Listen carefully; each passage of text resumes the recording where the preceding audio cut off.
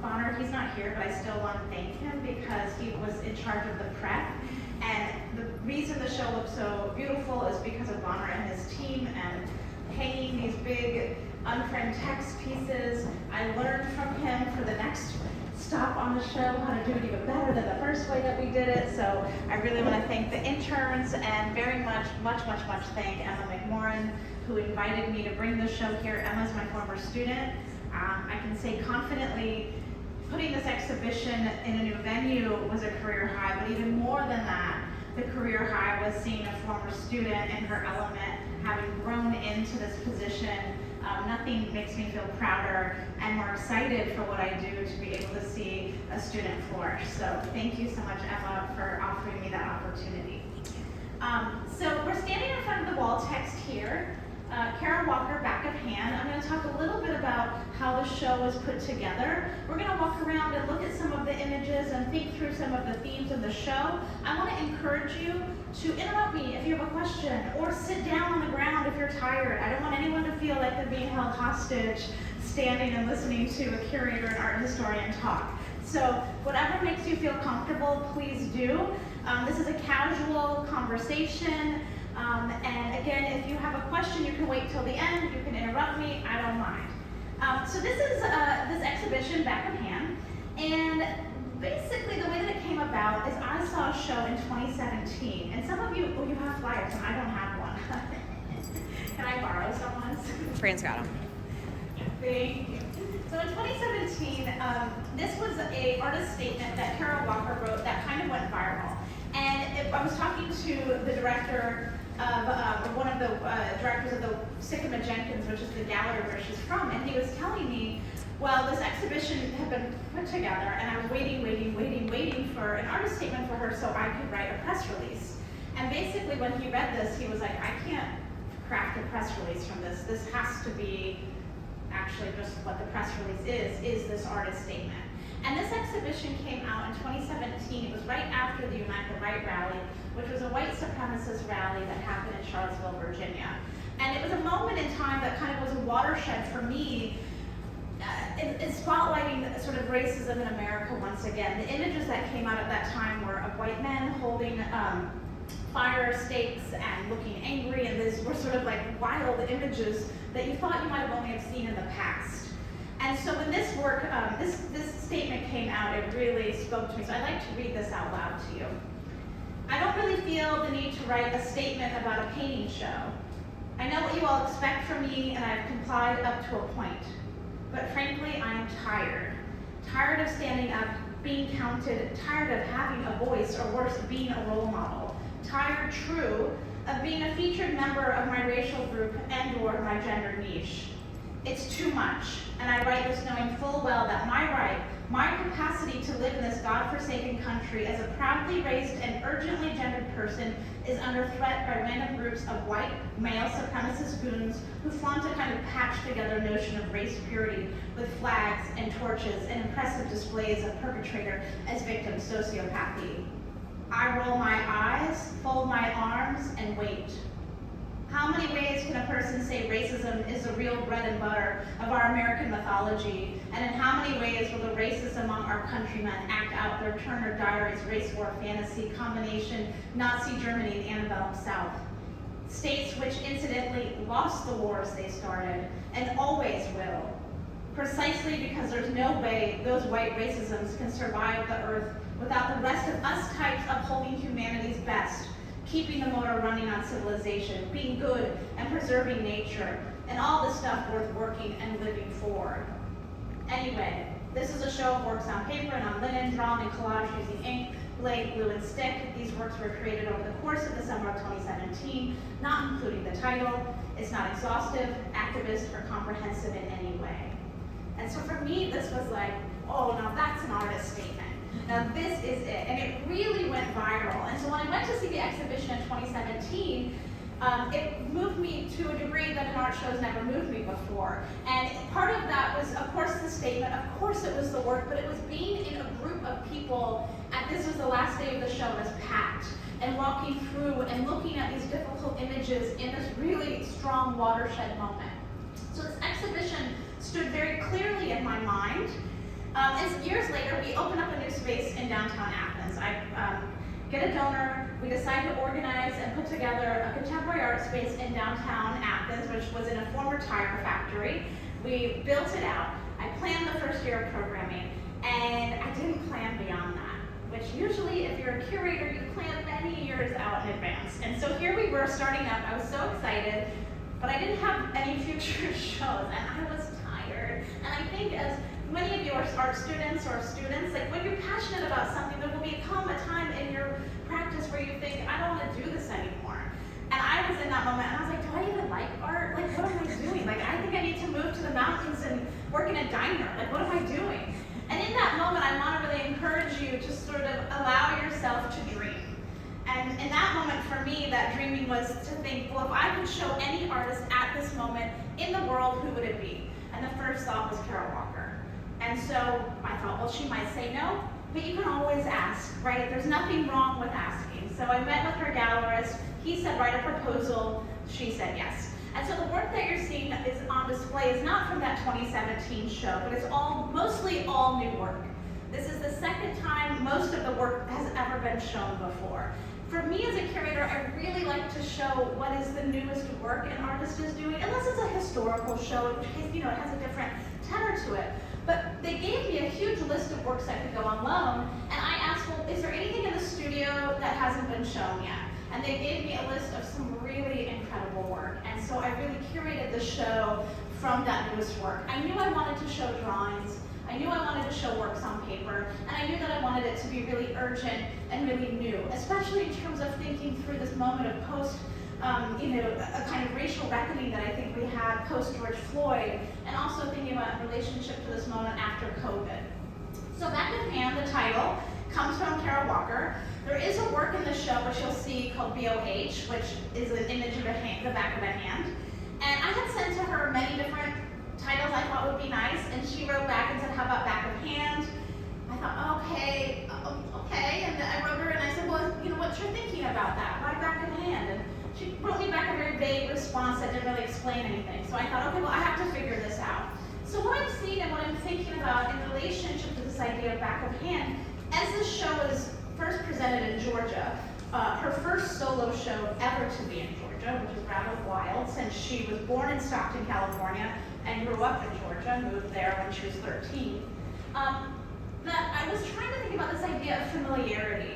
And I think seeing the show now in Georgetown and in Washington, D.C., we can sort of think about this more broadly, which is America, which is this idea that you are very familiar with a location, with a site, with a place, but that familiarity can also hurt you.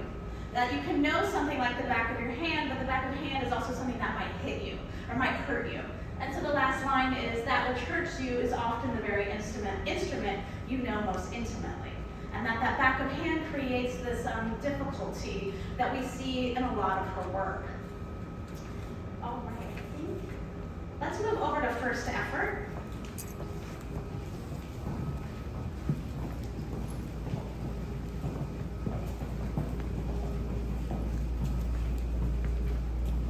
So this work is from a larger series, and I can imagine a beautiful exhibit. And feel free to come in and come close. And we don't know each other well, but we sort of do now.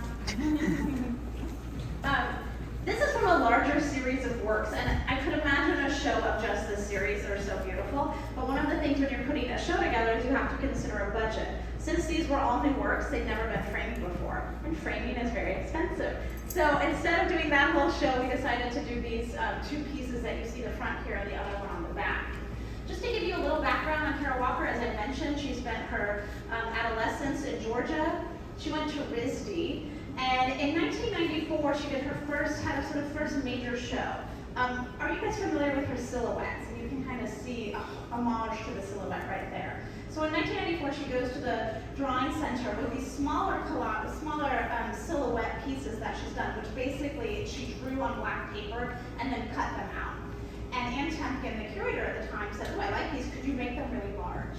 And I think scale is also very important when we think about Carol Walker's work. So if we see this here, you can also see that the scale is quite large.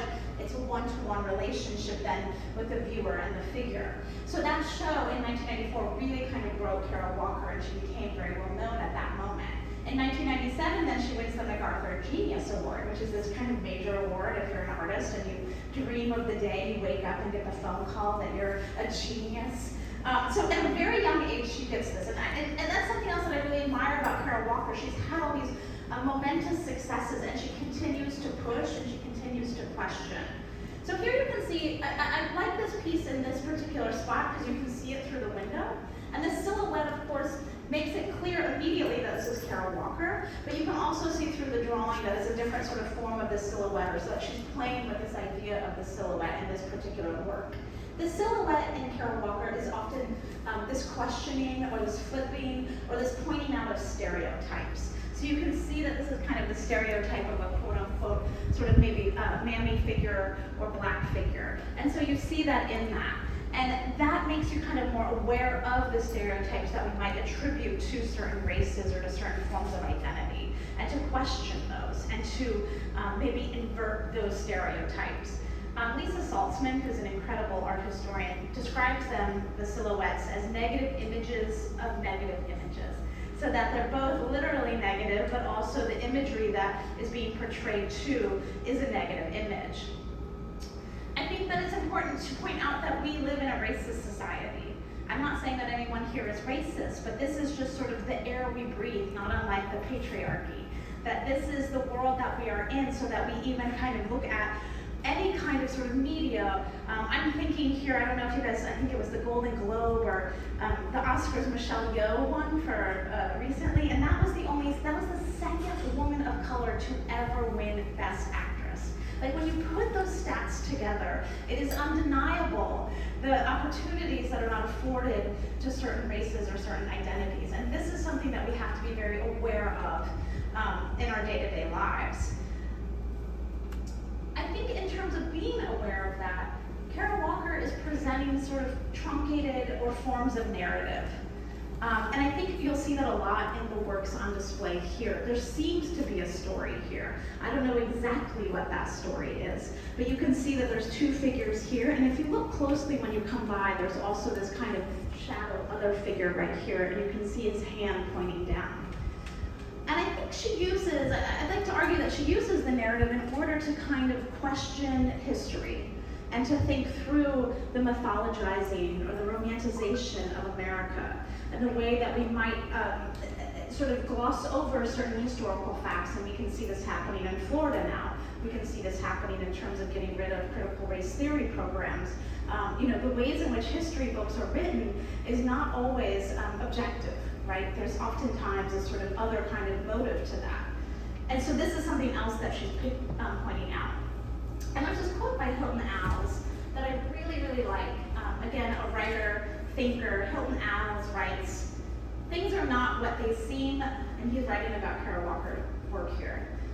Because America is literally incredible, fantastic. A freak show that is almost impossible to watch, let alone to understand. In Walker's work, slavery is a nightmare from which no American has yet awakened. Bondage, ownership, the selling of bodies for power and cash have made twisted figures of blacks and whites alike, leaving us all scarred, hateful, hated, and diminished. And I think this is where a lot of the difficulty of Kara Walker's emerges, is that in the narrative, in her narrative, there is no moral maybe, there's no hero, there's no sense of right and wrong, but instead that we are all implicated in racism. We are all implicated in the project of America, where racism is baked into the consciousness of America. And so that's what's oftentimes has led her to be critiqued by many artists. In the time that she got the MacArthur Genius in 1997, two very esteemed Black artists, Betty Starr and Howardina Condell, wrote letters against her getting the award. They wrote to the MacArthur Foundation asking them to take away her reward. Why is that, right? So what is that? Because that seems kind of wild, because she's such a radical, important artist. But the truth is that oftentimes people aren't sure, is she exorcising these racist tropes, or is she exorcising them, getting rid of them? And for me, that kind of quote or thinking is even more profound, knowing that the exorcist steps are like just down there, right? So that there's this connection to The Exorcist and the getting rid of and the moving through. And I think you can also read that movie as a critique of America. I really like that movie. In terms of a lot of different critiques and sort of metaphors you could find in it.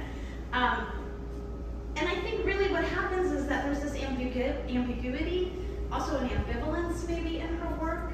Everyone is culpable. There's no victors in her work. There's no moral to walk away from. And that can be very difficult. All right, let's move over here. I'm gonna just rearrange my paperwork real quick.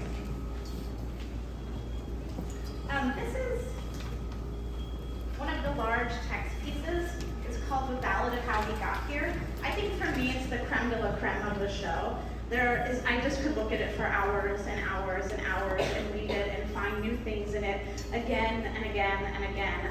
I was lucky when this exhibition was up in Georgia. I taught a class on Carol Walker, and every day the students would come in and we'd write in front of the work, and we worked a lot on trying to transcribe this, and it was very hard to transcribe this. But I just want to point out, right here this is this kind of, you'll see there's a crown. This is referencing Basquiat, the artist Basquiat.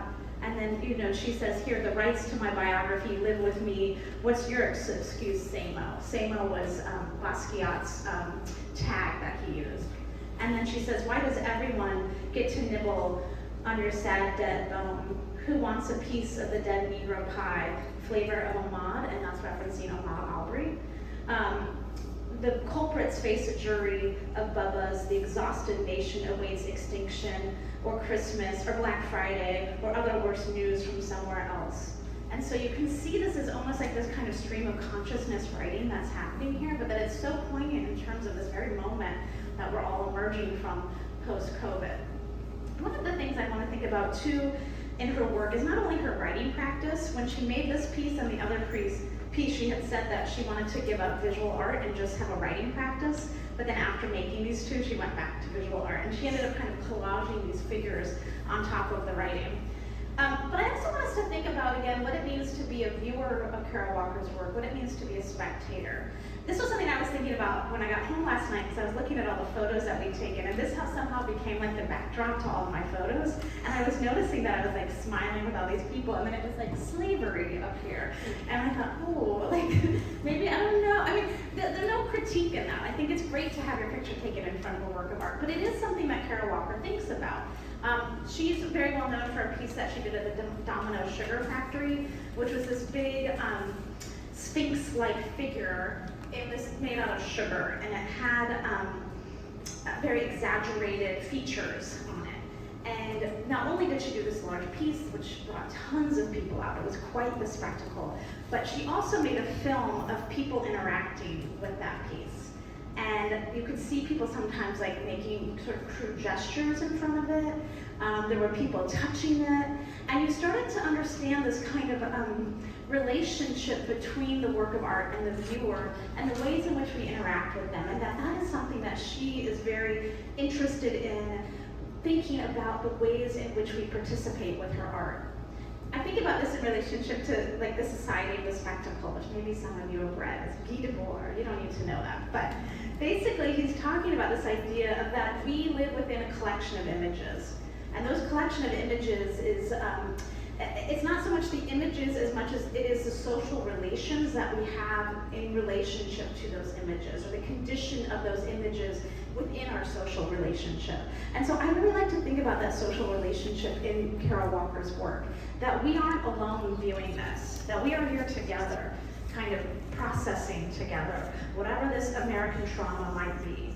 Not processing it to necessarily move past it, but instead to be able to acknowledge it. And I think it's really important that when you're looking at her work, you're paying attention to the other people in the room and thinking through collectively how we are able to experience this, not just alone, but together.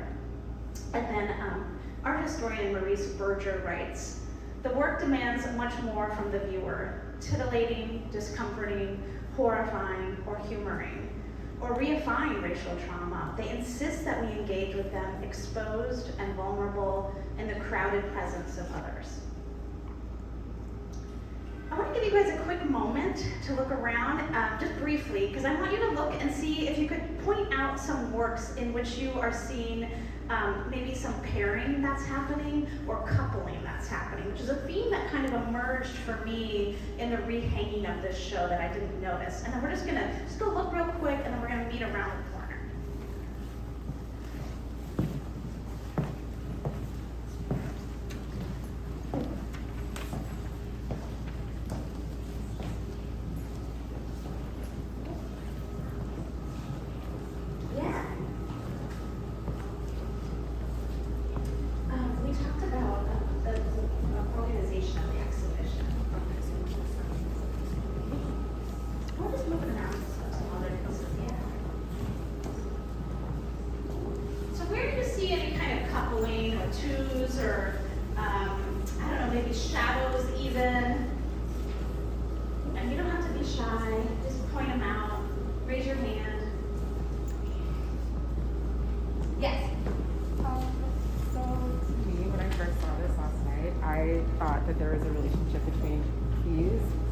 On either side and then yes. Oh, cool. So you're thinking about coupling with the hanging. Yeah. I love that. Yeah. That's wasn't what I was thinking, but you're smart. Absolutely, there's coupling going on with those two, and then also those two. Absolutely, I love that. That's what we call symmetry. Good. Other kinds of coupling that you see. Yes. Yes. This is, I think, my favorite piece. I think if I took a piece home, it would be this.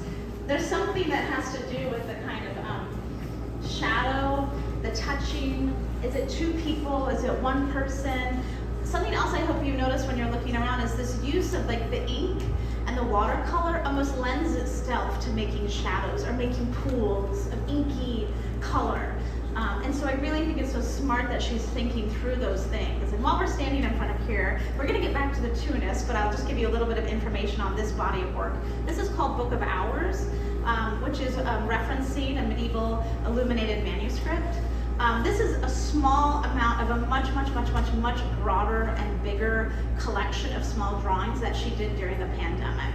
And she called it the Book of Hours partly because of this Christian medieval manuscript, but also she was thinking about the hours in which it was taking for her to draw, and then also the way in which time changed for many people during the pandemic. I think even last night someone was like, I'm still not sure what time is like. And sort of this sort of strange, subtle shift in time. And she always talks about that she draws in order to remember where she's at and who she is. And that this practice has really driven a lot of her work her entire career. Again, I always thought she was just known for her silhouettes, but in fact, she's been drawing this entire time. If you look over here now, this is there was some pairing happening here. There's some couple over there. That there's this kind of two-ness that's happening. And that two-ness, for lack of a better phrase, I think also references this idea of back of hand. That something can mean one thing and then another thing. That we have these metaphors that are kind of driving the force of the exhibition. And then when we look at this particular piece, for me, what I'm finding too in this work is a sort of form of tenderness to a degree that is also new to me for Kara Walker's work. And there's all these points of contact. So there's touch here, there's touch here, there's touch at the very bottom of their feet, and the ways in which we might also think of this in relationship to legacy or passing down, and then also connection. And so all of the kind of almost the balance that happens within this work is because of those moments and points of touch. Now, just in terms of the visual composition, thinking through this sort of line work that's happening, it's so assured and so quick in this use of also this Sumi ink that I think you can also see that reflected in a lot of the works on display. I'm going to take you over here.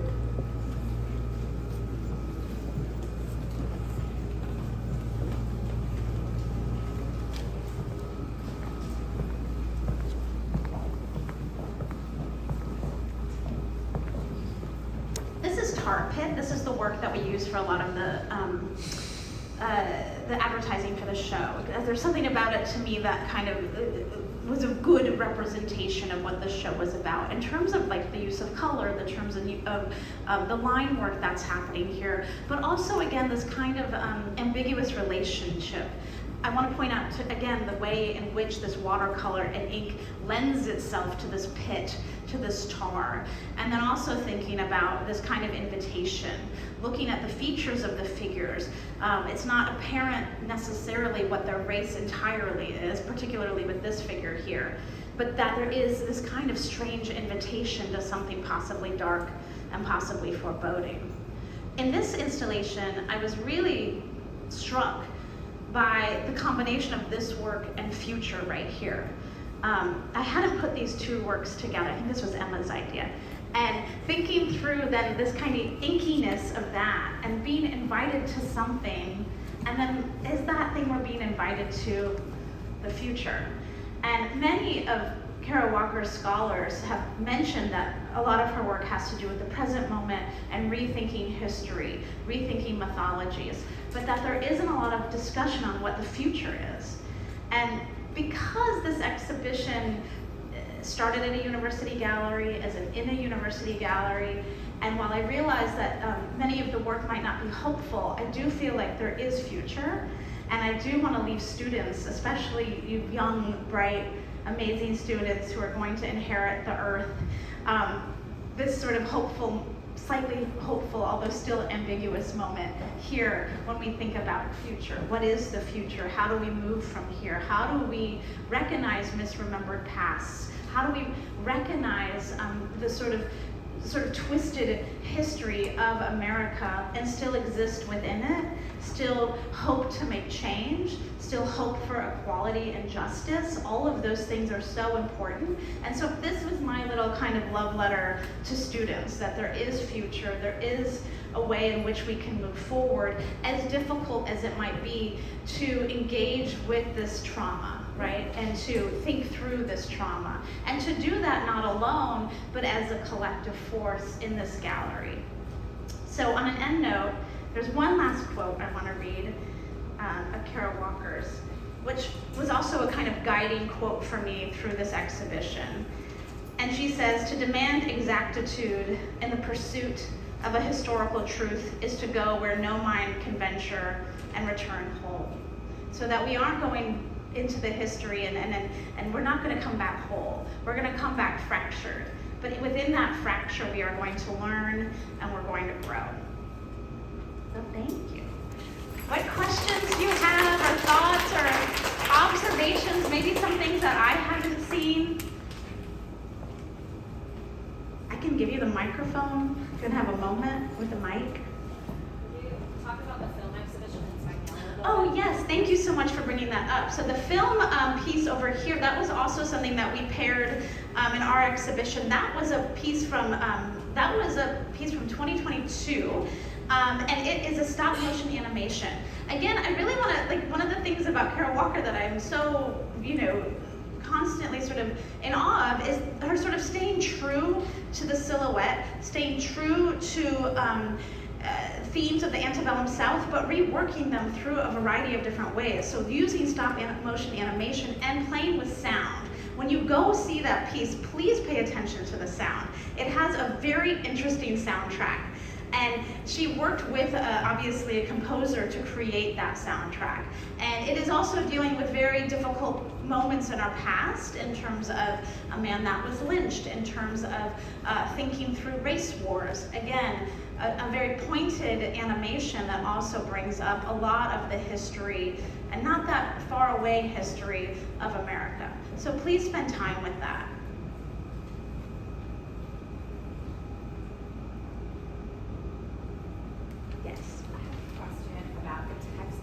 Yeah.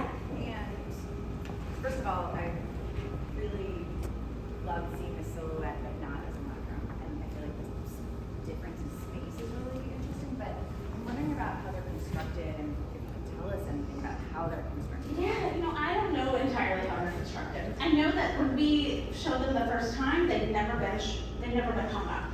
So that was like, she was working, from what I've been told, she was working on the ground.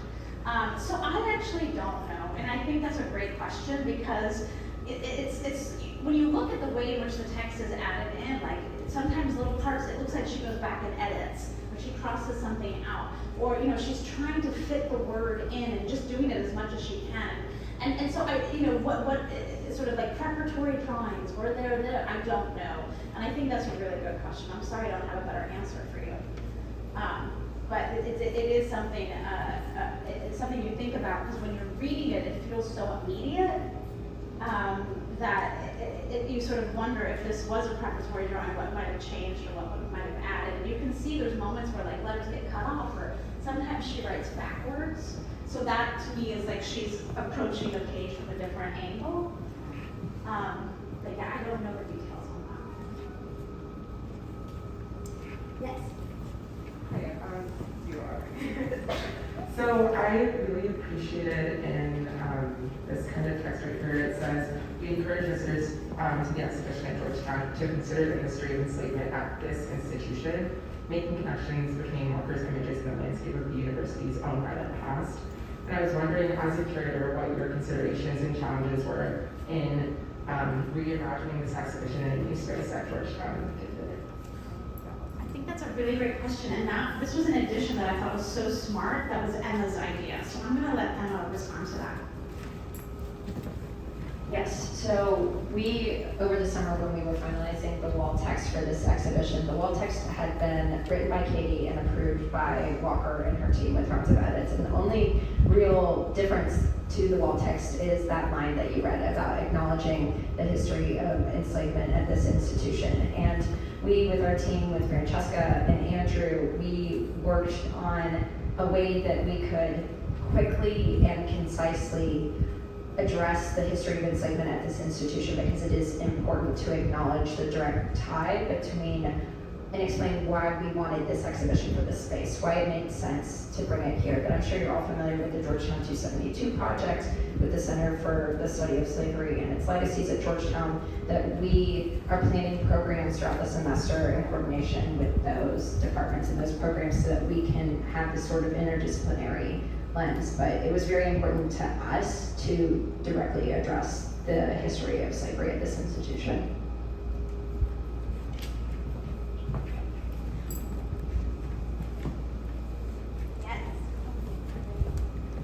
So it's just more of a broad question. If maybe you could explain a little bit more her use of color that's like not in a traditional way versus her use of like black and white in her pieces.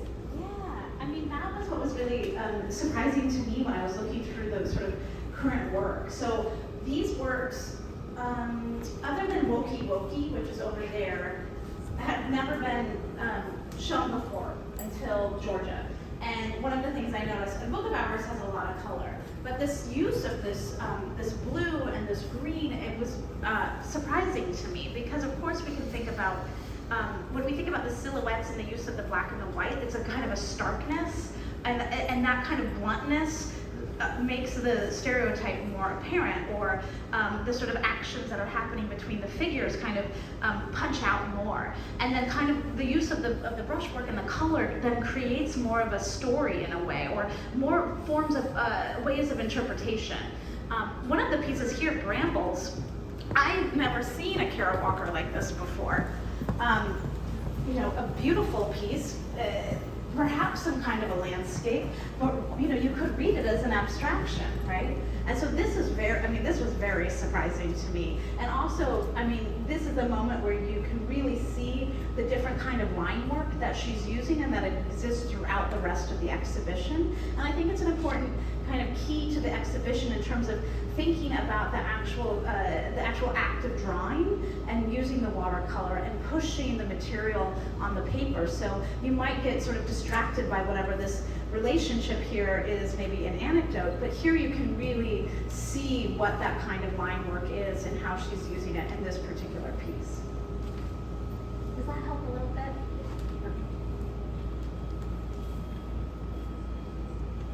Could you talk about the arrangement of the Book of Hours and how, like, Walker, didn't she do that arrangement? And can you talk about, like, why you call it cloud and like how they're all closely together? Okay, so there's like shorthand that I make up in my head that sometimes I think is like what everyone calls things. I don't know, growing up, a scrunchie my stepmom and I always called it a duty band. So it's a scrunchie. My friends were like, what is a duty band? And I was like, you know that thing you put in your hair. No, it's a scrunchie. So this, the arrangement she did, so in 2017 she had a show of these smaller works and works on paper. And then in 2020, right before the pandemic, she had another major, big drawing show, Sycamore Jenkins, which then traveled all around Europe. And in that, one of the things that was really kind of, as a curator, really interesting to me was the way in which she was arranging these works. Sometimes they were all pushed together really tightly. She had like beautiful vitrines, which if you don't know is like a fancy term for like the cases that works of art go into. And so the ways in which these works were displayed, sometimes they were framed, but sometimes it was like they were spilling out of a notebook. And sometimes she just had the notebooks open. And I was admiring at that because you start to see like almost the casualness of the work that she's doing in her notebook, and that it is this kind of daily practice. This particular, I call it a cloud. That's not the right word. Like, I don't know where that came from. Do you have the right word? No, I don't. Okay. That's fine. Well, I kept describing to my team, like, you know, the wall where we're going to do the cloud, and they're like, why is this a cloud? But it was this arrangement that we worked on, and I arranged it, and then I had to okay it with Walker, and she was okay. She was fine with it. But this, you know, the thinking of it, and it was fun to do it here too. I think it looks better here than it did in Georgia. Was just sort of playing around with it. Francesca had put together this really tightly organized, and she looked at the way that we had done it in Georgia and made dimensions, and then the preparator was trying to follow the like inch by inch all the little things, and it was taking a really long time. And I came in and I was like, let's just arrange these, like let's just move them and then we'll figure it out. And so it was fun to work with the preparator, who was wonderful, and you know, because in a way you do need it to be precise for it to look good, but I also didn't want it to be too rigid or like a grid in that manner. So for me, it was like it made sense to have these be together and these be together. I knew I wanted this woman up here because I find her to be like really powerful. One of the things I don't know, I'm okay with this, but one of the things I thought about was like how this might be a little symmetrical. There's these two men looking the same way. But, you know, just sort of thinking about the viewer coming to it and approaching it and the way that your eye might move around and make these connections through the different works in this, lack of a better term, cloud. Sometimes I think people call it salon style, but, you know, maybe that's more, I always feel like that's like much more crowded. Yes?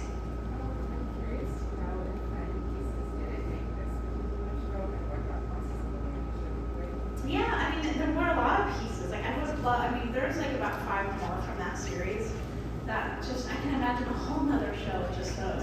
But we couldn't afford to frame them all. Those are beautiful frames, and they're not cheap. So that was one consideration is budget, always. Another consideration is space, size. Like what, you know, I didn't want it to seem like a crowded show. I wanted there to be, especially like, these pieces, I think, as big as they are, they also kind of psychologically take up a lot of space. So I wanted them to have their moment without kind of, you know, sort of anything kind of impeding on them. But there were a lot of other works. And in fact, we're doing a kind of other reconfiguration of the show at the Poetry Foundation in Chicago this spring, where we're putting the 2 large text pieces in it, and we're actually pulling in a series of drawings and texts that she made out of a book. And so that exhibition is going to have a different work in it, and then the rest won't be in that show. And that's largely because of space. And we wanted to also highlight Carol Walker as a writer. The Poetry Foundation is going to do a folio where they're inviting poets to write on her work. So it's a little bit of a different angle, but a kind of another version of that show. Does that help?